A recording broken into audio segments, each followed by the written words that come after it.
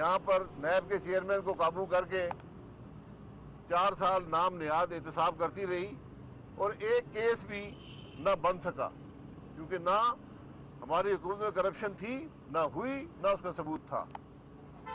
تو آج اگر اس ملک کو چلانا ہے، اس ادارے کو ختم کرنا ہوگا، اور صدر صاحب کو اپنی آئینی ذمہ داریاں، اخلاقی ذمہ داریاں اور ملک کے صدر ہونے کا احساس ہونا چاہیے۔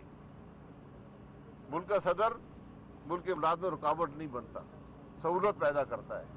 ہمارا صدر آج ہر طرح سے ملک کے معاملے میں رکاوٹ بن رہا ہے۔ ذرا آپ کا سال رہ گیا ہے، ذرا تاریخ کو دیکھیں کہ تاریخ آپ کو کن الفاظ میں یاد رکھے گی۔ جو ملک کا نیب کا چیئرمین 8 مہینے ڈیلی بیس پہ کام کر کے اب گھر جا چکا ہے، میں نے پہلے بھی کہا ہے کہ ایک آدمی جو خود احتساب کے نظام کا ذمہ دار رہا ہو، آج اپنے آپ کو احتساب کے لیے پیش کرے اور اپنے اثاثے اس ملک کے عوام کے سامنے رکھیں، تاکہ عوام کو پتہ چلے کہ آپ کے اثاثے ہیں کیا۔ جو آدمی احتساب کر رہا ہو وہ خود اپنے آپ کو احتساب سے بالا سمجھتا ہے۔ یہ رویے جو ہیں وہی ملک کے اداروں کی تباہی کا باعث بنتے ہیں۔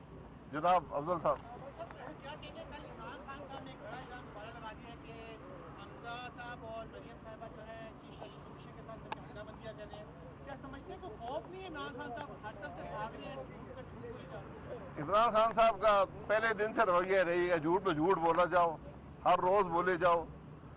اسی جھوٹ نے پاکستان کی معیشت کو تباہ کیا ہے۔ جو آپ نے معاہدے سائن کیے IMF کے ساتھ، اس پر آپ پورا نہ اتر سکے۔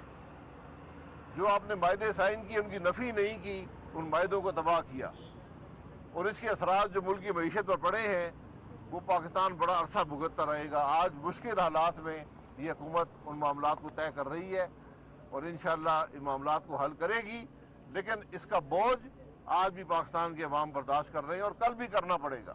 بڑے مشکل فیصلے ہیں جس کی تکلیف اس ملک کے عوام کو عمران خان نے دی ہے، اپنے معاشی پالیسیوں کی نفی کر کے، جو IMF کے ساتھ معاہدے کیے اس کی نفی کر کے آج ملک کی معیشت کو وہاں پر لا کھڑا کیا ہے جو شاید تاریخ میں کبھی نہیں تھی۔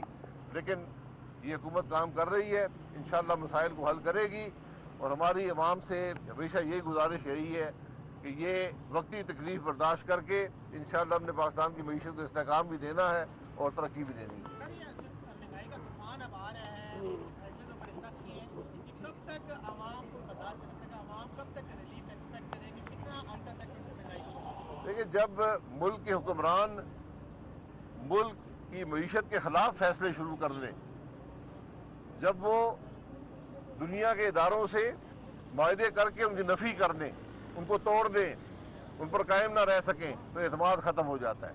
اس اعتماد کی قیمت آج پاکستان اور پاکستان کے عوام ادا کر رہے ہیں۔ انشاءاللہ یہ استحکام بحال کیا جائے گا۔